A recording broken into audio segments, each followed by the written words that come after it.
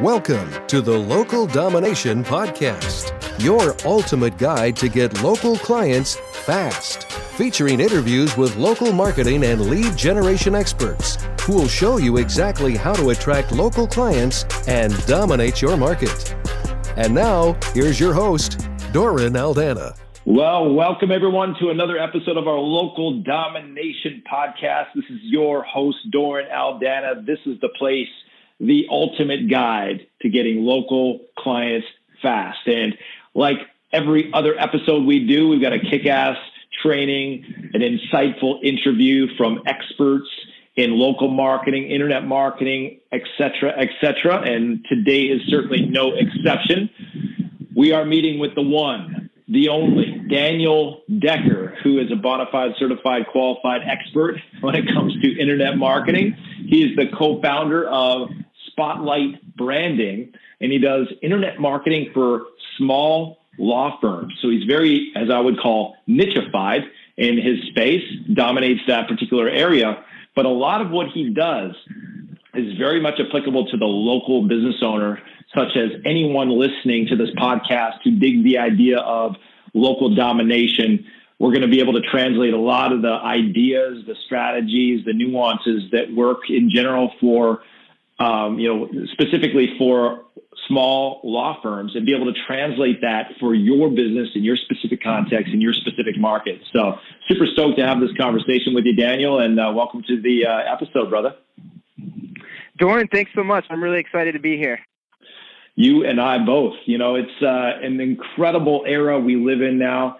Back in the day, we didn't have nearly as many opportunities for marketing. You know, it was like billboards, snail mail, door hangers, going out there and knocking on doors, doing stuff that a lot of people would consider just relatively general marketing. I mean, we didn't have that many opportunities at our disposal. Now we've got AdWords, we've got Facebook, pay-per-click, we've got social media, we've got so many digital opportunities, not to mention the good old faithful direct mail, snail mail, and the like.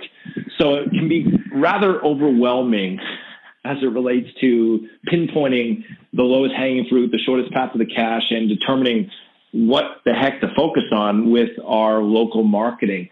So give us a look, why don't we start off, first of all, with a little bit of your background. How did you get into internet marketing, and how did you get an expertise in working specifically with law firms? I'm curious. Yeah, sure. That's a good place to start. So, yeah, it was about 6 years ago that myself and a partner launched Spotlight Branding. And it was always our intention to be focused specifically on lawyers, although it took us a little while to get there, and it took us a little while to zero in on exactly kind of our core competency. The way I would describe it at this point is we make lawyers become unforgettable. So we use online marketing tools to make our clients just stand out as the credible, the go-to expert in their market, right? The legal field is very competitive, and as a result, consumers have a lot of choices. So how are they going to decide who to work with? And they hire us to make them unforgettable, and we help them to become the obvious choice. So how did you figure out how to do that for the legal profession? How did you stumble into those secrets? So it's interesting. It's a combination of some personal experience. You know, when I was younger, I had, at one point I needed to contact a lawyer, nothing crazy. I just had some questions. I know some friends who have needed to work with lawyers, and I realized lawyers are bad at communicating, and they're scary to the average consumer. People have the bills are certainly scary when they send you the bill. Yeah, exactly. That's definitely scary. Well, and you've seen the perception. You've seen how they're played on TV. There are these intimidating, highly educated, aggressive, scary people, right? And so when it comes to a consumer needing to hire somebody, well, that kind of sucks, you know. And so our mission is to kind of bridge that gap and help lawyers be presented as people who are kind and actually care about solving real world problems for their clients, and who are approachable. So we use content, we use blog entries, we use video, we use email marketing to really humanize our clients and help their prospective clients to feel a real connection with them, to trust them, to not be afraid to pick up the phone and call them or visit their office. So did you learn all this blogging, video marketing, email marketing stuff before you stumbled upon the niche that seemed to cry out your name and say, help me, serve me? Or did you just, start to work with a relatively small amount of knowledge and skill initially and just build upon it over the years, or a combination thereof? How did you kind of hone yourself as a dominant expert in that space? So I had kind of a non-conventional college experience. I went to school for a year. I wasn't really feeling it. I took a couple years off. I got into like restaurant management, did all sorts of stuff on the side. I was playing, poker to like semi-professionally to pay the bills for like a 6-month period of time. I was kind of bouncing in and out all over the place, doing all sorts of things. In that process, I kind of discovered about myself that I'm a really good communicator, especially a really good written communicator. And I realized that, hey, most people out there aren't actually great communicators. And if you don't believe that, go look at the average person's website or their bio. And there's just a lot of poorly framed communication out there. And I kind of identified that as a niche, as a strength for myself. And then really saw law as an opportunity to go apply that. Because, there's a lot of reasons we zeroed in on that. I kind of talked about how I feel like lawyers have a very bad perception by the general public, and there's an opportunity to change that. There's also the fact that, quite frankly, lawyers their practices tend to generate a good amount of income. And so, quite frankly, they can afford to pay higher prices than, people who are just scraping by. So it's kind of a combination of market reality and also really the opportunity, a market need. And then probably the biggest thing is really just the opportunity, because believe it or not, at the end of the day, most lawyers are in it because they want to change the world in positive ways. They're fighting for justice. They are fighting for people that don't have a voice. And that's very appealing as well. So kind of combine those three things with my natural strengths, and here we are. Interesting. It's a very similar story to myself in that, I work with my other company, Power of Choice Coaching, serving mortgage professionals. One of the things a lot of people don't know about me in that space is I've never written a single loan in my life.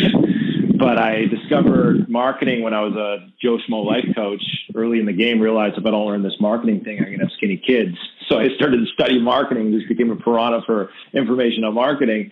And then I had a client who did really well with me, was in the mortgage space. He was like, dude, you should be, reaching out to other mortgage pros. They could really use your help. And that was like 13 years ago, and we've been growing and going ever since. So it's interesting how sometimes, you go after it and you seek it out, and other times it kind of seeks you out. And oftentimes, certainly in my experience, a niche is kind of like a bathroom. You don't go looking for one until you know you really need one. So apparently you had your eyeballs open looking for a niche, which is a good lesson for everyone listening.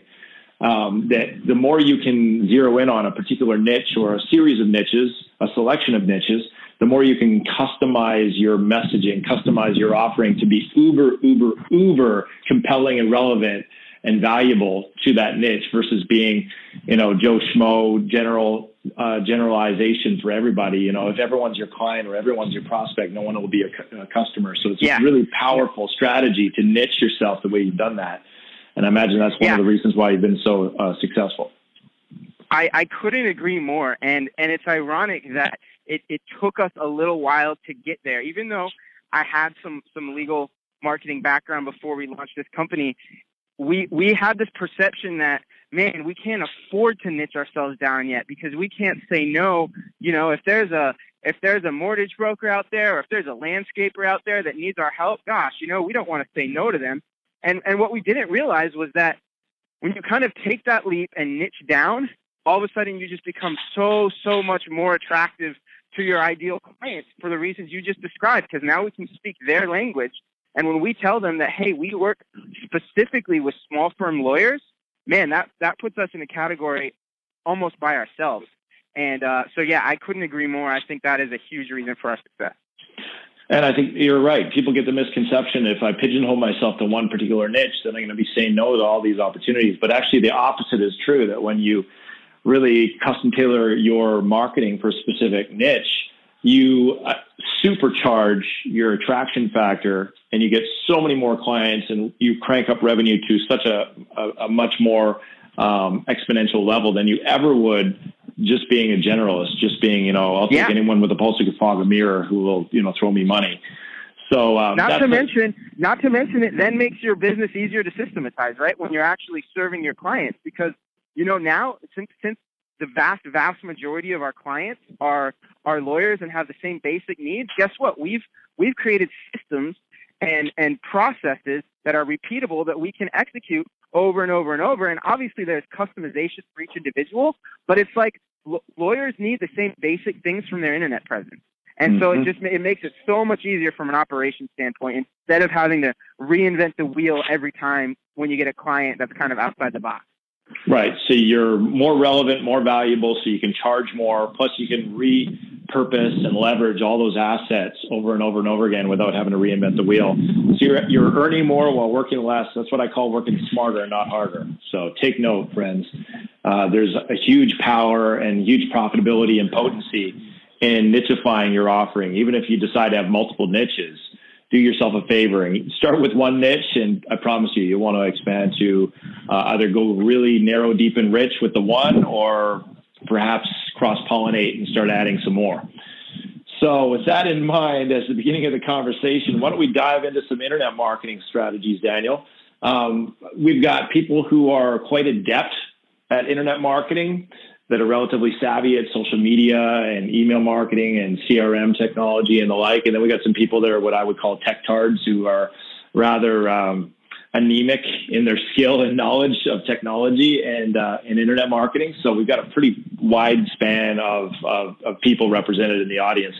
But what would we look at for someone who's a local business who's wanting to attract more clientele through the power of the internet? Where do they start? What are the big pillars that they need to be looking at? What would they look at in terms of prioritizing their time and their focus? Yeah, great question. So I like that you actually led this episode off by talking about kind of how overwhelming internet marketing has become and how there are just so many options, right? There's AdWords, there's SEO, and you kind of just listed off a whole bunch of things. And I couldn't agree more. And I think it is overwhelming, especially for kind of the average small business who, doesn't have a marketing department of 20 people and a multi-million-dollar business. It's like, man, we're hearing about all of these crazy new things and how exciting they all are, but how do we decide where to start? And what makes us at Spotlight a little bit different is that we actually think it starts with the fundamentals.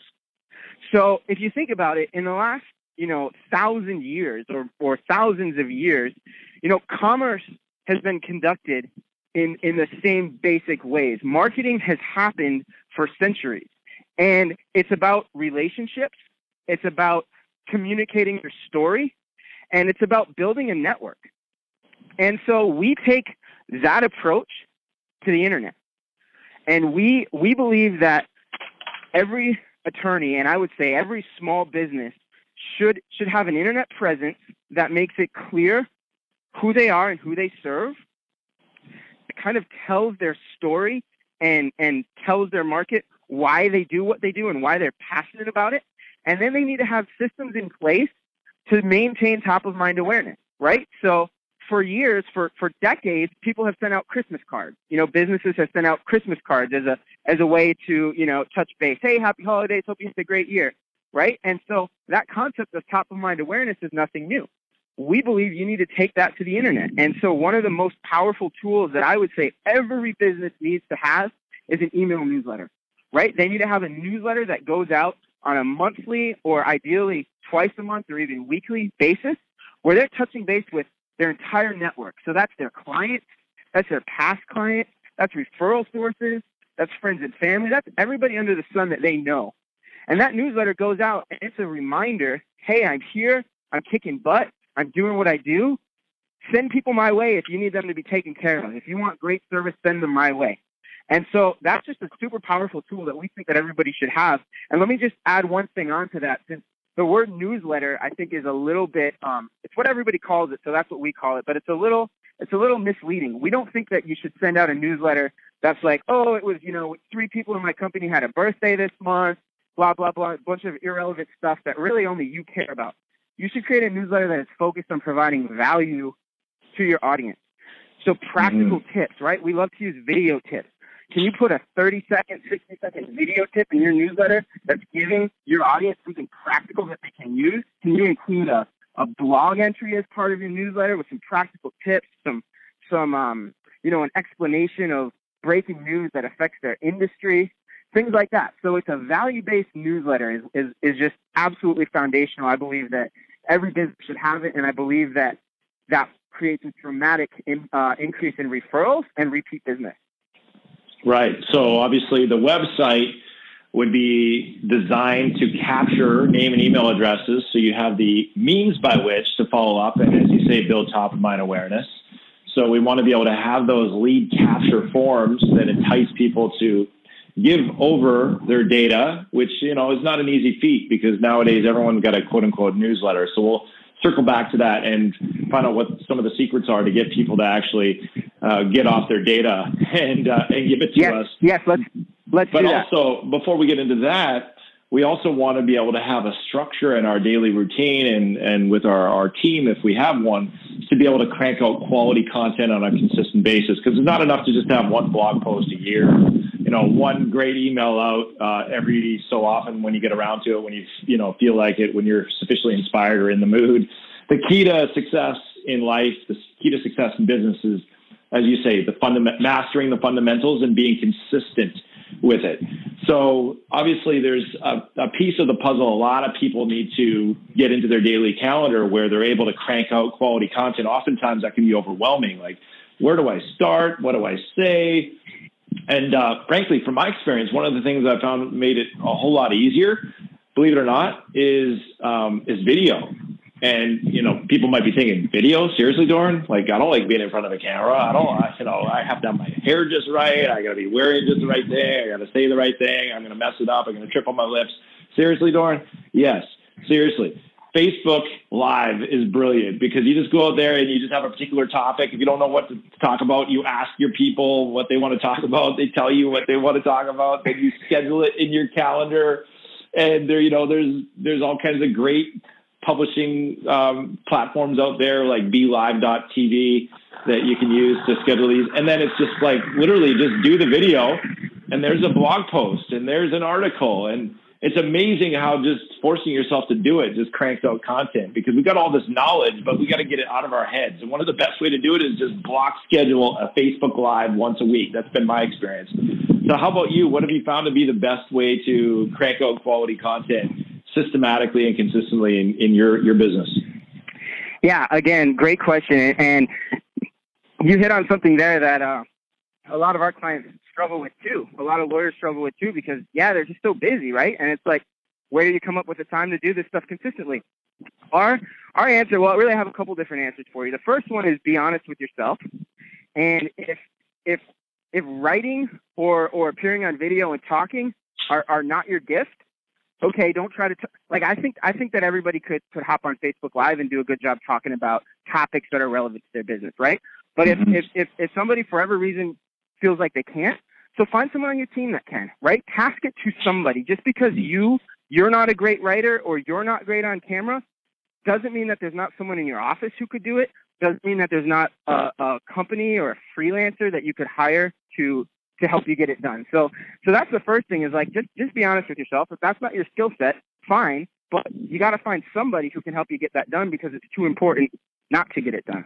That's a great point. Say another big one is you mentioned the calendar. And I think that's just so critical that people treat the content creation process as a non-negotiable in their calendar, right? Like if you have an appointment with a client and, it's an hour appointment, you put it on your calendar, 5 minutes before the appointment, you're not all of a sudden going to be like, oh, I just don't feel like meeting with this guy today. Maybe I'll do it another day and cancel, right? No, of course not.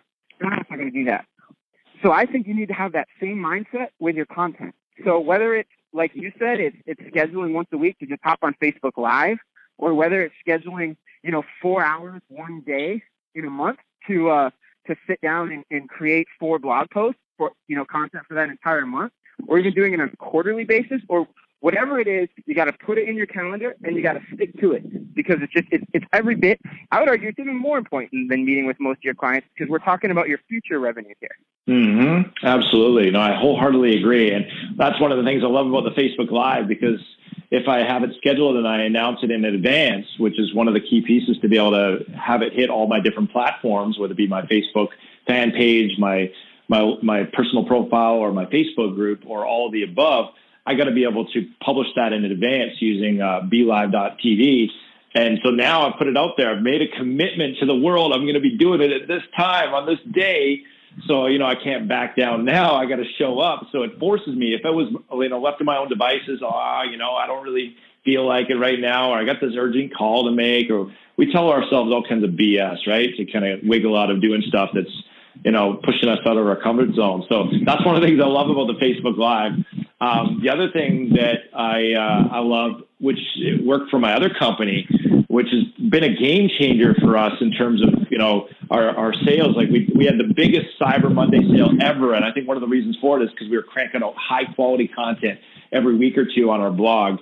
And most of that content I didn't even create. What I did is I got a content planner to come up with a plan for the articles they would do for that month. I would just simply approve the idea. She would go to work and write it. I would take a quick glance at it, see if it's all good. She would convert it into both an article as well as a script for a video. After my approval, just glancing over it and, giving the thumbs up, she sends it to the video guy. The video guy creates a PowerPoint out of it. And then all I have to do is just hop on once every week or two onto my audio recording software, record the audio, send it over to my video guy. He creates the video with the PowerPoint and the audio, and bada bing, bada boom, we got a text-based article and a video for a blog post. And it literally took me maybe, 5, 7, 10 minutes max per video. I mean, how easy is that? Man, that is so smart. And I love that you have a system in place and you've got tools in place to just make it easy, because that's where people go off track, right? If it's this heavy lift of, man, I got to spend hours on this and I got to reinvent the wheel every time. I mean, that just burns people out. Even if it's the type of thing you enjoy, it burns you out. So I couldn't agree more. The more you can systematize it, the more you can repurpose your content, right? So if you film a video, make sure you also go get on the blog section of your website. Make sure you also put it in your email newsletter. Just the more you can repurpose things and just multiply the return you get on the same amount of effort, the better off you're going to be. So I love that. Dude, that's a really good point. I should start putting those videos into my podcast. Never thought about that. Yeah, exactly. That's a great idea. Yeah, even take the Facebook Live videos and turn that into a podcast. Just repurpose, as many pieces of the pig as possible. And it's so easy to just, so we do a podcast for Spotlight Branding. I do a podcast that's called the Law Firm Marketing Minute. And the idea is it's literally it's usually only 3 or 4 minutes. And it's just a quick practical tip that a lawyer can apply that day. Well, one of the things we do is then we tell I have a writer that we work with, and we tell the writer, hey, listen to the podcast every week and pull that information out. And basically you've got a blog entry right there. So type it up. It's a blog entry. It takes her hardly any time. And boom, now I just got a blog entry out of that podcast as well. And then we feature it in our email newsletter. We put it out there on social media. And so just all about repurposing and multiplying your efforts. Dude, you're getting my imagination sparks flying here.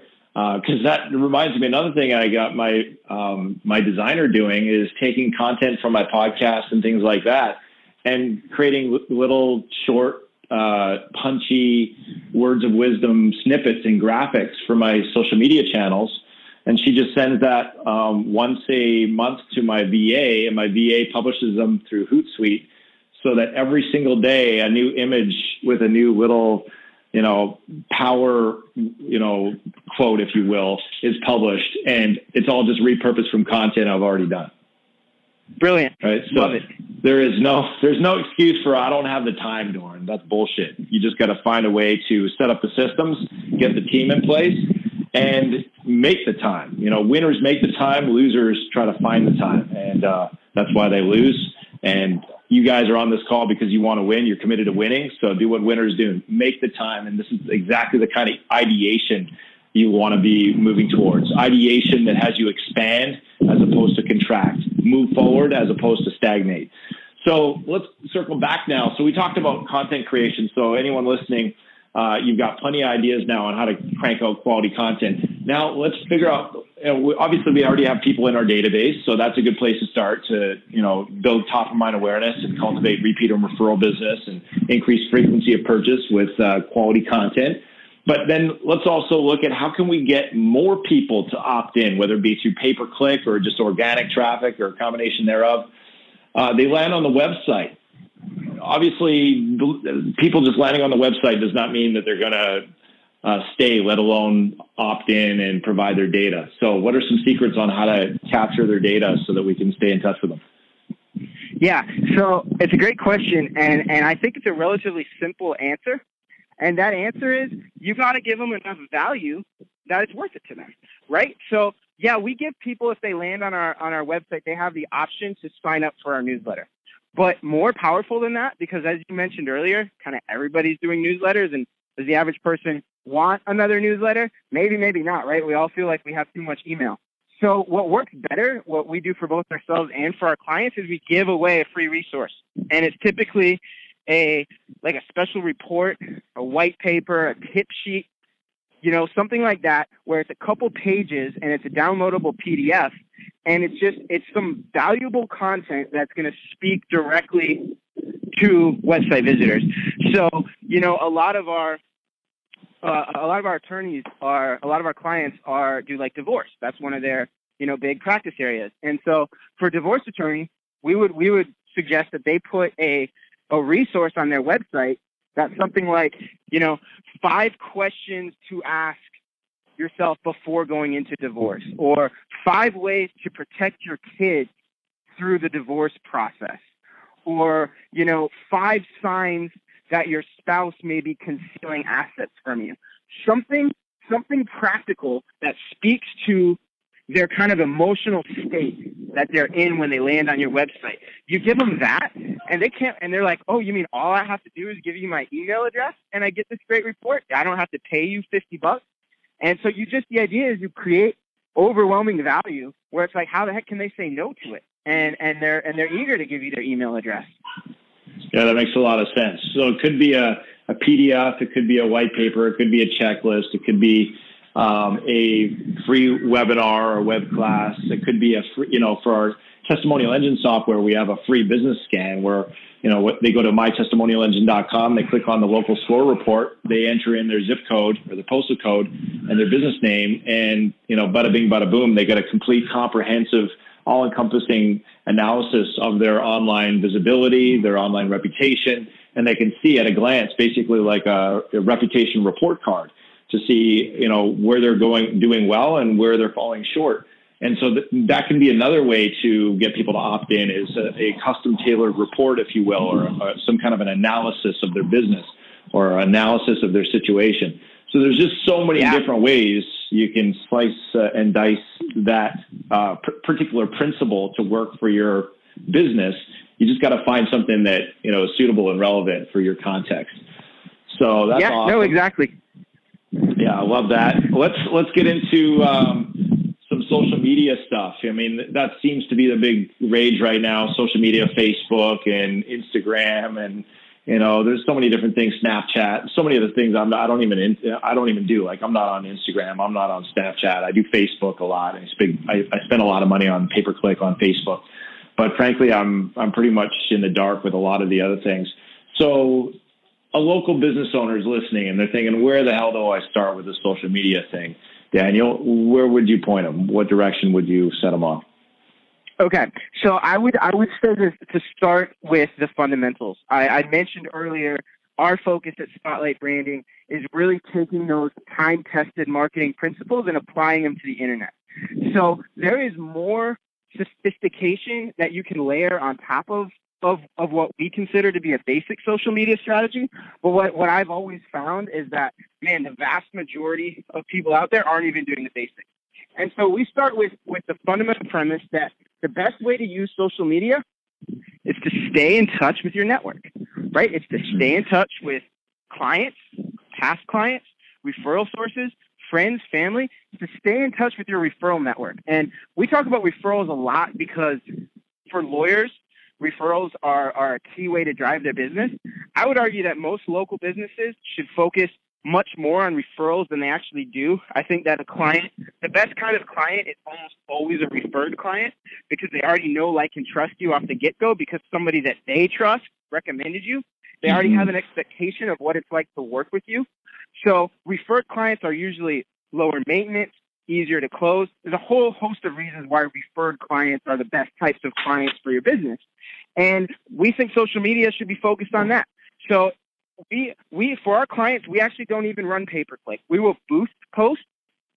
Facebook gives you the option to boost posts to make sure that they reach a larger targeted audience, and we'll do that. But what we really do is focus on creating a presence that just creates consistent touch points. We want our clients to post on social media every single day of the week. And it should be content that is so valuable that people have to pay attention to it. So it's not, hey, here I am on Facebook, give me a call if you want my help, right? Here I am, hire me. No, here's a great video that's going to educate you guys and teach you how to make your life better. Here's a blog entry that's going to answer this burning question that you've had. It's just, we create social media presences that are almost educational more than anything else. We're trying to educate people and keep them engaged. And that's how you build top of mind awareness. And that is ultimately how you drive referrals. So that's where we start with social media. You can certainly go deeper. And we, for ourselves, to grow our own business, we do go deeper. But the average business owner that's kind of out there saying, man, what the heck should I do on social media? It's just get on there. Be consistent. Build a consistent brand. Provide value. Stay in touch with your network. If you accomplish just that with social media, you're in a great place. Agreed. So, yeah, basics first, exotics second. That's the idea, right? Exactly. And it's great if you can get onto the exotic, but so many lawyers and so many business people in general get all excited and they want to jump right past the basic into the exotic. And what happens is 2 weeks later, they've lost the fire, or it's overwhelming, or they just lose interest and they stop altogether. So it's like, no, first get the basics in place, create a system to make sure that the basics are happening. And if you want to build on top of it, great, but start by putting the basics in place. Agreed. And that circles back to what we were talking about earlier about planning the work, working the plan, having a structure in your daily calendar, a weekly calendar where you have time carved out, non-negotiable, sacred time for creating this content. And then, you can repurpose this content so many different ways to crank out quality content even daily.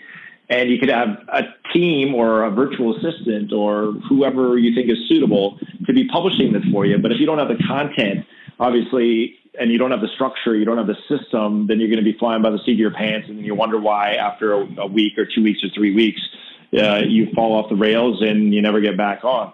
So that system is really mission critical, and that undergirds everything we're talking about in terms of fundamentals.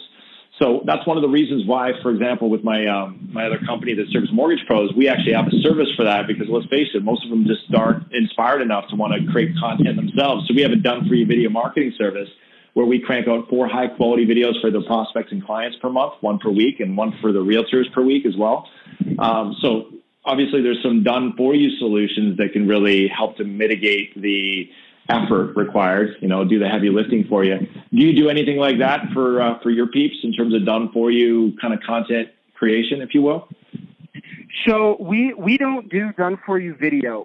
We kind of, our core service is actually for our clients, we do create their blog content. So we have a professional team of writers and editors, and we actually write blog content for our clients. And similar to you, our clients get a chance to approve it, and they'll be like, oh, hey, change this section. Most of the time, they just give it a quick thumbs up, and we take care of publishing it for them. So that's what we do with blog content. That's how we do their email newsletters, and that's what we do on social media. We create all of it. We just pass it through them, and they give it a thumbs up. As for video, we try to make it real easy. And one of the things that we focus on are kind of like a video FAQ library. So we want all of our clients to have, 25 to 50 videos on their website where it's just them answering a common question. Hey, my husband wants a divorce. What happens next? Hey, I was charged with a DUI. What do I have to do? And so we actually send out a video team to each of our clients, and they sit down in a couple hours and they knock out maybe 50 video FAQs. And then that gives them, enough content to last them for the whole year. Brilliant. Yeah, that's really, really smart. I love that. So you basically set it up with the team and the expertise and create an event of it. They crank out a whack load of videos all in one short little time frame, and now they're armed and dangerous with those FAQs that they can repurpose and leverage for the rest of their career, really, right? Exactly. Yeah. So again, take note, folks, that if you just, if you need that added accountability, if you need to remove the razor wire, grease the chute, and be able to make it easier to execute, look into done for you services or done with you services. In Daniel's case, it's kind of a done with you service. In my case, it's more of a done for you service, but there's lots of different done for you and done with you services that, for those of you who have more money than time, are a very viable solution to be able to execute this stuff so that you can start to get the result, the reward, without having to, go through the trouble and struggle of doing all the heavy lifting yourself. So that's definitely something you want to consider if you're really tight on time. You want to get it done. You just don't really, frankly, have the inspiration to figure it all out yourself. So I'm a big fan of that. Anytime I can leverage someone else's expertise, I'm all over that like white on rice. So in terms of social media platforms for a local business, what are the top, say, 3 platforms they should be using, make it as a top priority? Man, so for us in the legal industry, the answer might be slightly different. We think everyone needs to have a presence on Facebook and LinkedIn. And also we strongly recommend Twitter and Google+. And I would say that for the average small business, maybe Instagram should be in there. Maybe it's Facebook, Instagram, LinkedIn. The real question is, who's your audience? If you are more business to business, then LinkedIn is just a fantastic place to connect with professionals. If you're business to consumer, it's hard to beat Facebook and Instagram. Right. So it really depends on whether you're B2B, B2C, and what platforms have the highest concentration of your ideal target market. Is that the idea? Yeah, that's the idea. But there's another thing I'll throw out there, which is that even if you're primarily B2C, you still get a lot of referrals potentially from other professionals. So there's no reason not to be on LinkedIn as well. And you mentioned Hootsuite, and Hootsuite makes it so easy. So my suggestion would be to create a profile on every social network that could possibly be relevant, right? And it takes a little bit of time to set it up initially, but then you use a platform like Hootsuite, which will publish that content for you across all of those networks. And it's like, why the heck wouldn't you do that, right? Would you rather reach, two audiences, or would you rather reach 6 or 8? Like, of course, 6 or 8. And you can use tools like Hootsuite, or there's some other ones too that you can use to just take that content and distribute it to, syndicate it across all of your social networks instead of just one at a time. Yeah, that's a really, really, really good point. I love Hootsuite. I never use it myself, but my team uses it. And that's the main thing, is you use technology to get the job done, whether you're pushing the buttons, twisting the knobs, or pulling the levers yourself, or you got someone on your team to do it. The main thing is, put it to practice in your business, because just like Jim Rohn said that a book you don't read can't help you, a tool you don't use can't help you. Pretty much falls into the same category. So, and it's all about leverage, right? If you can, for the same amount of effort, if you can, reach one audience, or you can reach 8 people, it's like repurposing content. We talked about that earlier. Leverage, right? Repurpose. Get as much mileage as you possibly can out of the work you're putting in. And I mean, technology is just an incredible tool to make that happen. Yeah, technology and team. The big T's, technology and team. So, if you're short on team right now, start with a part-time spare time assistant. Get yourself a marketing assistant out of the Philippines for $5 an hour. Start them off with one little project, scale up. There's no excuses. $5 an hour, are you kidding me? Every business should be able to afford that, even if you're bootstrapping. So start with something. Get out of the parking lot, take the emergency brake off, get moving. You can't steer a parked car. Right? Yep. So, and it's amazing how the momentum builds on itself. You hire that virtual assistant, like you said, and you give her, 1 or 2 tasks, and all of a sudden, like, wow, I got so much done this week. Let me do that again next week. And you just build momentum, and before you know it, you've got this whole team of people pulling together, and your business is growing. So just start somewhere. I couldn't agree more. Start somewhere. Amen, brother. Amen. Well, I can't believe it's already time up, and I feel like we're just getting warmed up. So apparently that was fun, because time flies when you're having fun, right? Yeah, I couldn't agree more. That flew by. So how can people reach out to you if they want to, if they're in the legal space? Obviously, it's a no-brainer. You guys should be reaching out to Daniel. But if they're wanting to reach out to you for any reason pertaining to, you know, what we've talked about on this podcast, what's the best way for people to circle back and connect with you? Yes, the best way to get in touch with us is just visit our website. It's www.spotlightbranding.com. And we've got links there to our Facebook and Twitter, and, you know, you can contact us via email. So just go to spotlightbranding.com. And I would say take some time on our website. We've got a bunch of resources in terms of, you know, downloadable white papers, videos, blog entries. I have a podcast on there. And most of the principles that we teach to attorneys are highly relevant to other local businesses as well. If your business relies on referrals, well, then the tactics that we're teaching are relevant to you as well. So please check out our website and feel free to reach out to us and let us know how we can help. Brilliant. Well, you know, I've always said that self-assessment is perennially biased. So when you said, you know, that you noticed you had a gift for communication, I want to affirm and confirm that that's not just a bias. You definitely have a gift. Everything you shared today was not only high content, but high clarity, and you communicated in a really cool and fun way. So I appreciate you. I appreciate you being on the call, sharing generously, giving phenomenal insight, and doing it in a way that was fun. So I appreciate you for that, brother. Doran, thanks so much, man. That means a lot coming from you. Well, I wouldn't blow smoke, because at the end of the day, if I say it, I mean it. So I definitely want you to receive that. I'm glad you did. So thanks again for being with us. Thank you on behalf of our audience for this very, very rapid fire, content rich episode. And that's all we have for now, my friends. Thanks for joining us for another episode of the Local Domination Podcast, your ultimate guide to getting local clients fast. So if tips galore that help you soar is what you adore, know this: we got more in store. Remember, nothing happens without implementation.